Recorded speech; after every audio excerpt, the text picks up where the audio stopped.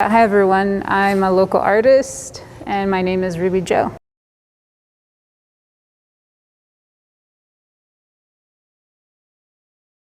I know you were born and raised in Reno, right? Yeah. And I was just wondering how you started making art and like what inspired you and how you got into it. My first art show was actually at Reno Artworks, like in 2016. I had some like encouragement from some friends. I made art, I just didn't show it to very many people. And they were like, hey, you should try to like put your stuff in an art show. And I was like, okay. So I put like 2 pieces in that. It was like my very beginning stage of more thin line drawings. I love micron pens, so I would use micron pens a lot. And then I kind of just slowly inched to making more work. Another catalyst was this coloring book I made with a place called Soul at the time at West Street Market. And I did this collaboration. We went through my sketchbooks, we found sketches that I liked, and we made a coloring book, and we sold it and gave the proceeds to an art therapy charity. And then from there, I just kept putting my art out there. But I've been making art since I was like, tiny. I can remember. Nice. Yeah. That's awesome. So you haven't even been showing art for that long. That's crazy because in my mind, you've been showing art for a long time. Like I just remember you being around and like having the coloring book, and you did a show at the Generator, right? And so for me, I'm like, oh yeah, like Ruby Jo's always been here making art, showing art. My first exhibition, like just me, was at the Generator. Nice. And I totally didn't even realize that was your first exhibition. That's crazy. Yeah, and that like really gave me confidence to continue to show my work. Because when you show your work, you're really vulnerable, so it feels scary. But after doing that, it made me feel good. I was like, okay, like I can do this, and I just have continued showing. That's awesome. So I read your bio on your website. It's so good. Let me just say that first and foremost. But I was also just seeing that you were saying that you're from Salvadorian artists, like your family is like an artist. Yeah. So I was just wondering about how much that influences your art and just like what's your background there? Yeah, well, my father and his 2 brothers are all artists. My uncle, he's an oil painter, and so what happened is in El Salvador he went to art school and he created a business painting portraits. At the time, photographs were in black and white, so he would paint them in color. And that's awesome. Yeah, so he created this business to support his family, and it also supported like my father and my uncle, and they were working at his business and they were painting. And so I have definitely that in my genes, and I actually have a portrait of my father that my uncle painted hanging in my house. And oh my gosh, that must be so beautiful and just amazing. Like the feels from that must be like really intense and awesome. Yeah, it's awesome to have this portrait painted by his brother and just like knowing that history. I still want to go back to El Salvador. Last time I was there was in 2017, but I want to reconnect more with my uncle and learn more of my father's side of my history. Is he still down there like painting and running his painting business? No, he's like retired and his children take care of him now, and he's not painting too much because his eyesight isn't as well anymore. But the last time I was there, we like connected, and I plan on going out there and reconnecting some more to learn some more about my family history. That's awesome. Oil painting is hard. Like that's like a really, that's a high level skill. I haven't gotten into that yet. That's actually a medium I want to try. So my uncle was very like intellectual art though, because he went to art school. So when I was there, I was showing him some of my sketches, and he was kind of like, at the time I was still a very like young artist, I felt, and so I didn't have the best time being able to explain it in like an intellectual way. And so he was kind of like, you got to learn how to do that, like defend yourself, you know, in a way.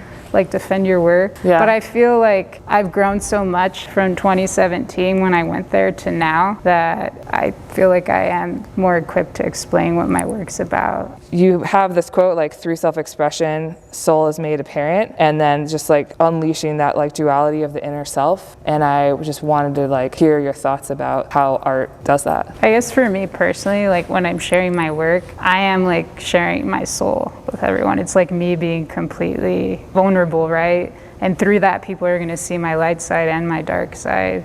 And I don't think one is good and one is bad, right? Usually people think your dark side is kind of bad. It has that like thing attached to it, you know, where people think darkness is evil in a way. But I feel like it's good to look at your shadow and understand yourself, because in the end it just reflects back to that light within you.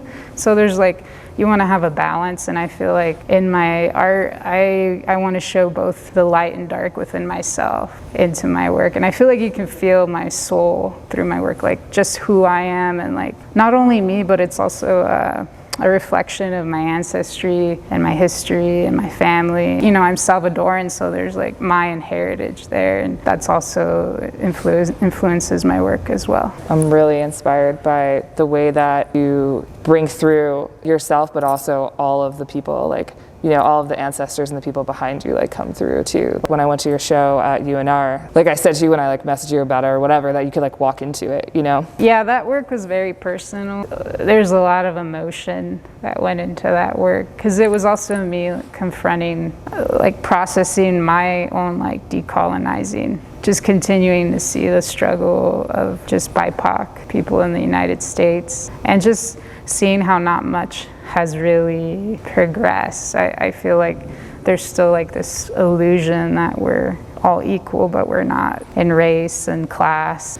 There's just so much to the system, and that's what I wanted to bring out into that work. And during that process, I was listening to Malcolm X a lot of his speeches, and as I painted, I listened to his autobiography many times. So I just immersed myself in that and was just really trying to understand his experience and just the experience of the Black community and just BIPOC in general. And I'm very proud of that work. That's one of my favorite exhibitions, and it took a toll out of me, just a lot of emotion. My favorite piece in that whole exhibition tour is the face, the canvas that I made. I had help from my partner as well with that piece, but that piece is my favorite piece in the whole. Was it the red one with the like pyramids underneath? Yeah. That one? Yeah. Yeah. Cool. That was awesome. I mean, the whole thing was super dope. I am a little frustrated though with that, because I feel like with COVID, I don't feel like enough people saw it. I feel like it's an exhibition that really needs to be seen. Yeah. So I hope to show it again, either locally or outside of the city. Cool. Well, I mean, yeah, like we should figure out a way to show it, because I would absolutely love to be able to help facilitate that. Yeah. Also, you were talking about finding the balance between being the creator and the destroyer, and I thought that was really interesting too. Yeah, I guess creating my work, but also destroying. I don't like to intellectualize my work too much. I feel like as I've progressed more as an artist, and I've moved into venues like museums and things like that, or like other galleries, they want that. You know, so I feel like I want to destroy that with my work in a sense. That's one angle that I see it from, is like creating, but also like destroying people trying to intellectualize things. And yeah, just, can you just like look at it and like feel it and see it, and then maybe want to read about it. But it's also a catch-22 for me, because being in those venues and having to kind of confront that has also made me look at my work a little deeper and in a different perspective. So I do like that. I just want to create work, and I don't want to have to explain it, you know, because it's just what I do. I don't know how to explain it.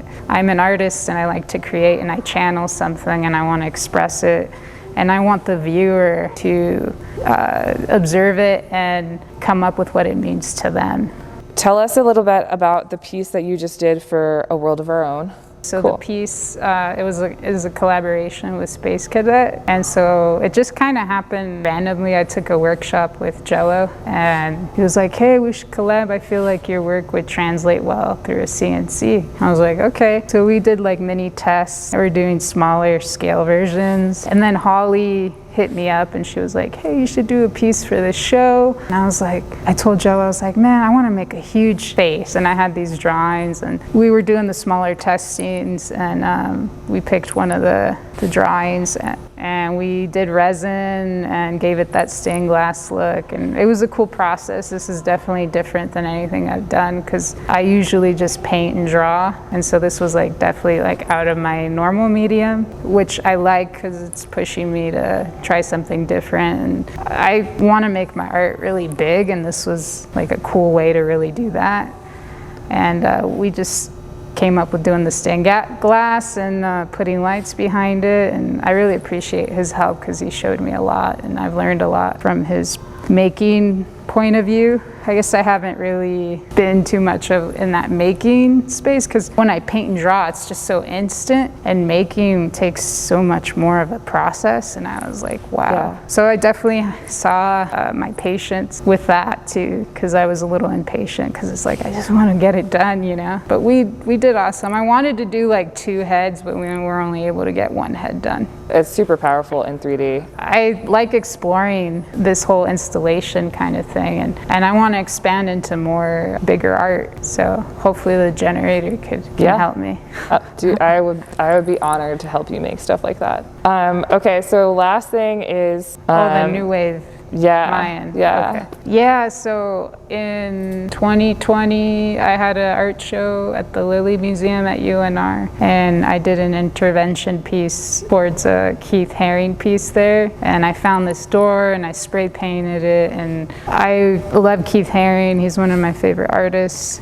And I really like his passion for art and how he feels like that's a gift to give to the world. And I felt like that really connected with me, because I want to give my gift of creating to the world and share that. And I liked how he made his work accessible. Like, he had the pop store in New York, and he would show in galleries, but he made that store for people that can't just go into a gallery and buy an expensive piece. That really resonated with me. But one thing too is that his work was shown at the Guggenheim, and they were calling it like Aztec New Wave, or New Wave Aztec. And I was just kind of like, I'm Mayan, and that's actually like my ancestry, you know. I'm gonna take that. I'm gonna say New Wave Mayan, because that's what I am. I'm like the new wave of that ancestry, and I'm trying to keep it alive because I'm channeling it.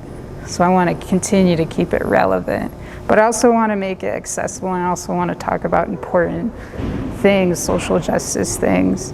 And so that's why I coined New Wave Mayan. And so I want to continue to make my work accessible, but I also want to touch on important subjects, social justice issues that are important to me. That's awesome. So you went from, literally in like 5 years, you went from never showing your art to anybody to being in a museum, like being in legit galleries. How did you do that? Like, how did you gain the confidence to just go from, I'm making things in my notebook, to now it's in a museum gallery? And how did you, just navigate that? And what advice would you give for people who want to do that with their art? I think anyone can do it. For me, I just didn't care what people thought. I was just like, you know what? I'm just gonna put myself out there. This is my passion, this is my purpose. I'm gonna go for it. And that's what I've been doing. And I feel like if you feel that, don't let anybody tell you that you can't. And I feel like with holding that power, it gave me the power to be fearless and not let other people's judgments dictate what I'm making. I make my art, for me, it's very personal, but I also make it for people to see, and I feel like they can see that like authenticness in my work. And I'm not trying to impress anybody. I just want to be myself and share my work and connect with people, and also help the community. I feel like being this artist in these institutions and just in the community gives me a platform, and with that platform I want to advocate for things that are important to me, like inclusivity and diversity. I feel like I'm an advocate for that. Brings to mind my a collective that I'm a part of called Animarte, where we're trying to bring the arts to underserved communities, BIPOC communities in Reno and Sparks, because those are very underserved and they need the arts. And if I had something like that at a younger age, you might have known about me sooner than that as an artist. So what's next for you? What are you going to do next? I want to continue the heads and make it a series. I actually want to tie it into my last exhibition and continue with the name. Exhibition, it's the prayers of the revolution, los rezos de la revolución, and so it was very much like fighting for resistance, but I also want to add some hope in there, and I feel like creating these gods in a way will add to that as them being like symbols of hope. So that's what my vision is to interconnect them. I want to see it. Oh, but one last thing that I don't think I touched on is that my work is very much also a dedication to my father, who passed away when I was young, and so I incorporate him in my work, and my signature that I sign my work with is actually a symbol I created that combines all of his initials. So if you ever see my work and you see this symbol, that's the meaning behind it, and so that way his memory is always alive throughout my work. That's so beautiful. And now I'm like even more like the portrait of your dad painted by your uncle. Oh my gosh, like watching over you all the time, just being there. Ugh, that's really beautiful. It's my most prized painting. Well, thanks so much for being here. I appreciate it. Talking to you has been wonderful. It's so nice to find out more about your work. Yeah. And I hope everybody goes to a world of their own and sees Ruby Jo's new piece, and also checks her out on Instagram and where else? And rubyjo.com. Yeah, rubyjo.com and ruby_jo.